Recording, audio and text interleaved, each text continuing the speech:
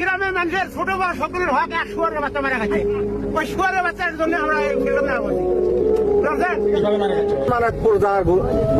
এই হক হয়তো বঞ্চিত করার চেষ্টা করছে এবং এই জমিটা পুরাটাই আত্মসাৎ করার মহাপরিকল্পনা করছে কিছু সন্ত্রাসী লোক নিয়ে করেছে। ইতিপূর্বে ঈদগাহ মাঠের কাজ করা কথা কয়া আমাকে 8 লক্ষ টাকা জমি করতে আনেছে, সে টাকার হিসাব দেয়নি। তারপরে 2 বছর হলে 3,60,000 টাকা এটা আত্মসাৎ করেছে, এখনো হিসাব দেয়নি, টাকাও দেয়নি। যার জন্য গ্রামের লোক আর ওই জিম্মাদার হিসাবে রাখবে না। এটা এই মাদারের জমি একটা ক্যাসাল গন্ডগোল হয়, এই মামুনুর রশিদ মাস্টার অফ লিয়ার শেখ মামুনুর রশিদ যখন একটা ক্যাসাল গন্ডগোল যখন টাকা চাই তখন ওই না স্বীকার পায় যে আমরা টাকা দেবো না, আমার মাদার আছে, এই মাদার দেবো, ওখানে দেবো, সেখানে দেবো না, মসজিদে দেবো, এগুলো কথা তুমি বলার পরে তখন ওই আমাদের গ্রামের একজন মাথা বলবে আরেকটা আছে, ওনাকে আমরা প্রস্তাব দিলে তখন না স্বীকার দেয় না, টাকা দেওয়া যাবে না। তারপরে আমরা তখন কথা বলি, বলার পরে যে না টাকা দেবো না, তখন আমাকে আসামি মনে আমি 11 নম্বর আসামি।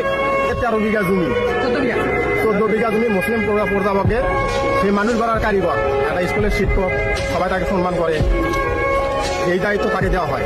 কিন্তু দেওয়ার পরে সে টাকার লোভে এই 14 বিঘা জমি টাকার লোভে যে এই শিক্ষক, এই কারিগর, মানুষ গড়ার কারিগর নিজে এই টাকাগুলো আত্মসাৎ করবে আমরা স্বপ্নেও কল্পনা করিনি।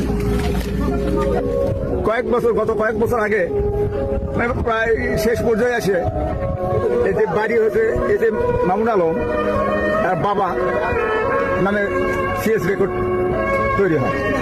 কয়েক বছর 7 বছর বোধ হচ্ছে নাকি, এরকম সময় উনি মারা গেলেন।